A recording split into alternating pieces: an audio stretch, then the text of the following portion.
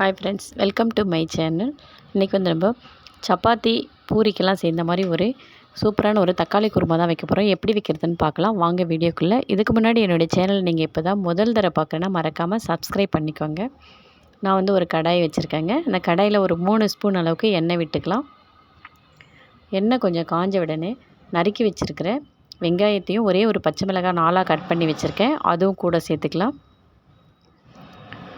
எப்போவுமே எண்ணெய் ஊற்றின உடனே பட்டை கிராம்பு நான் போட மாட்டேன், ஏன்னா வெடிக்க ஆரம்பிக்கும். வெங்காயத்தை போட்டு கொஞ்சம் வதங்கினதுக்கப்புறம் அந்த பட்டை கிராம்பு எல்லாம் போட்டுக்கலாம். நம்ம மசாலாவும் நிறைய சேர்க்க வேண்டாங்க, இந்த மாதிரி குருமாவுக்கும் ரொம்ப நல்லாயிருக்கும்.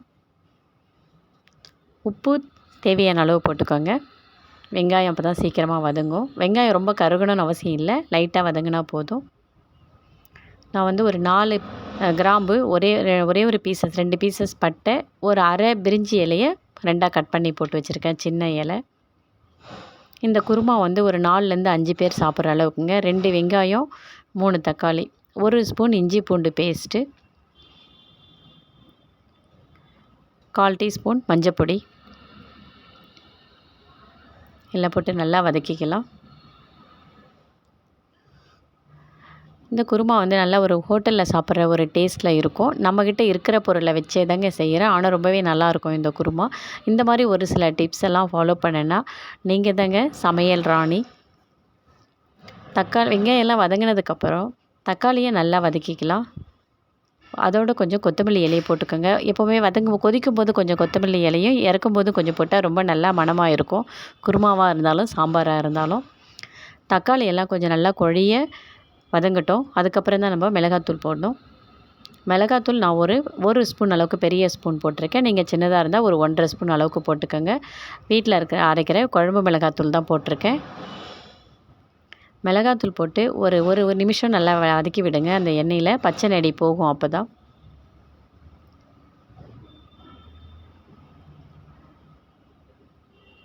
இது வந்து நம்ம உடனடியாக அவசரமாக செய்கிறதுக்கான ஒரு குருமா இது. நல்லா வதங்கினதுக்கப்புறம் ஒரு 1லேருந்து 1.5 டம்ளர் அளவுக்கு தண்ணி ஊற்றிக்கலாங்க. தண்ணி ஊற்றி நல்லா மிக்ஸ் பண்ணிவிட்டு மூடி வச்சிடலாம். நல்லா கொதித்து வேகும். அப்போ தான் தக்காளியெல்லாம் நல்லா குழஞ்சி வேகட்டும். இந்த குருமா ஒரு 15 நிமிஷத்துக்குள்ளே நம்ம செஞ்சு முடிச்சிடலாம். இந்த குருமா வந்து இப்போ தேங்காய் பெத்தை வந்து நான் ஒரு 2 பெத்தை வச்சுருக்கேங்க. சின்ன முடியில் அரை முடிக்கு கொஞ்சம் கம்மியாக தான் இருந்தது, அந்தளவுக்கு போதும். ஒரே ஒரு ஏலக்காய், கசகசா வந்து 1 ஸ்பூன் அளவுக்கு நான் போட்டிருந்தேங்க. எல்லாத்தையும் நல்லா அரைச்சி இதோட சேர்த்து கொதிக்க வச்சுக்கலாம். நான் ஊற்றுறதை காமிக்கும் போது எனக்கு கேமரா கட் ஆகிடுச்சு. நல்லா ஒரு கொதி வந்ததுக்கப்புறம் கொஞ்சம் கொத்தமல்லி இலையை தூவி இறக்கிக்கலாங்க. இந்த சூப்பரான ஒரு தக்காளி குருமா ரெடி ஆகிடுச்சு. இந்த டிப்ஸை ஃபாலோ பண்ணி நீங்களும் வீட்டில் மறக்காமல் செஞ்சு பார்த்துட்டு கமெண்ட் பாக்ஸில் கமெண்ட் பண்ணுங்கள். பாய்.